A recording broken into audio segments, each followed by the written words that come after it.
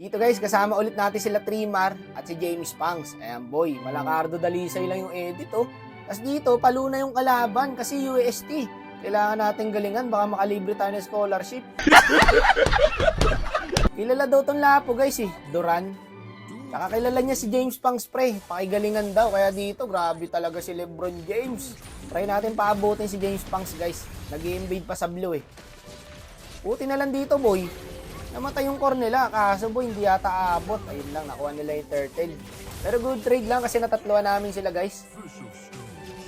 Division na lang natin. Ito, nagdash na to. Wala na, kain na yan. Mamaya, ang mata kay Trimar lang boy sa arlot niya. Hindi nga ako nakasabay dyan mamaya papakita ko guys.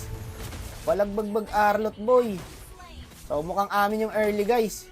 Yung dalawang kasama nga pala namin dito guys, galing ulit sa viewers ni James Pangs. Kaya shoutout sa inyong dalawa boy. Etong guys, Novaria pati Nathan. Saka solid 5 man pa naman yung UST guys. Mga college ba to? Sayang huli ko na sana yung YSS guys. Kaso yun yung first kill kasi pag nagdash Kami patuloy na sitan. Tsaka pasan din boy Alam niya, nasisitan ko siya ng ganun. Palo din pala mga player ng UST guys. W. Kunin nyo na ako. Tagabura ng blackboard. So dito, nag-lord na sila guys. Pero okay lang kasi sinolo kill po ni James Pangs yung YSS. Tapos may kasama pang lapo. Itong pani guys, pwede mag-pro player to, no? Trimar, sinundot si Kimchi, ginawang sangyup. Yung Arlot guys, pwede din mag-pro player, no? Dalawa. Grabing connection to, pre. Iba ang connection namin ni Trimar guys, naramdaman ko. Wakmar connection na to. So dito, sa amin napunta yung second lord. Mata lang kay Trimar guys, kung may ulti lang ako guys. Pwede na ako maging 6 man ng TNC. Ayoko kasi nang may natatanggal guys. Palo naman si Xnova boy. 6 man pwede na ako. Tapos pag may lagnat si Xnova, ako na yung lalaro, syempre. Hindi na lalaro yun, may lagnat na yun 6 man na ang lalaro dun guys. Abot yata yung Savage boy. Pinabol talaga yung sa Savage yung UST guys. Ayun lang, kay Trimar na punta. Patay silang dalawa. Loko. 12 kills na para si James Pangs. Ang galing pumesto na itong Guinevere guys, napapansin ko. Goals yata kami Okay lang, nasita natin guys. Good trade. Pinahabol pa nga ni James Pangs dito Parang gigil si James Pangs sa UST guys Kasi dito pinapasok niya na pinapasok. Eto na, tumipi siya, hindi niya alam yung Gwyn guys nandun sa bush. Magaling nga pumesto yung Gwyn guys. Dito tignan nyo gagawin ni Trimar guys, di ako nakasabay. Nag-second, sa Kimi, tapos flicker, hinuli yung YSS. Nabigla ako guys. Minado ako dun guys. Hindi ako naka-ulti, hindi ako nakasabay sa laro niya pre. Iba kasi talagang pro player guys pag gumalaw. Tsaka wala rin comms. Kung may comms yung guys, makaka-ulti ako dun Ulitin nyo ulit guys, ang ganda ng ginawa ni Trimar dun. Sorry boy, akin yun. Na-stop ball ako Nabigla rin ako sa ginawa ni Trimar guys. Sayang, hindi umabot sa lord yung pani. Wala sanang retry holder. Okay lang, akin lord.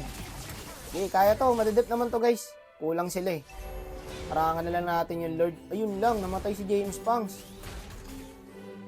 Okay, hindi na makakabante yung lord guys. Tapos dito na solo kill ni Trimar yung YSS.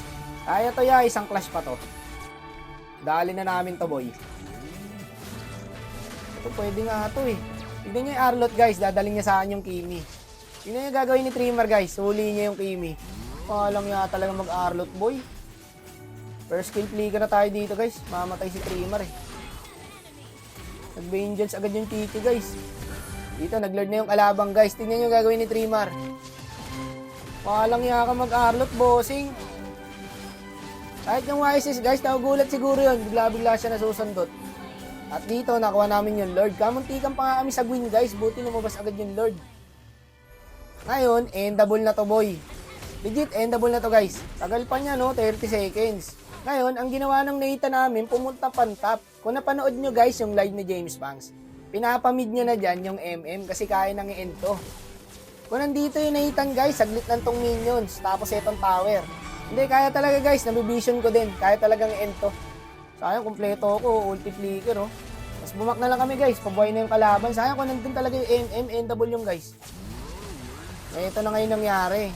Nakasit nga ako, kaso expect ko na talaga may papalo up dyan Kaya dito, inisa-isa kami.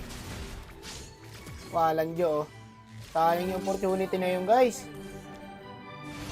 Kaya i-one way yun eh. Ayun lang. Isa-isa na kami dito. Namatay yung Nathan, namatay si Trimar. Multi na ako sa minions, guys, para hindi makalapit sa tower. Tapos makuha nila yung attention ko. Ipang-buy and sell naman kasi ako dyan.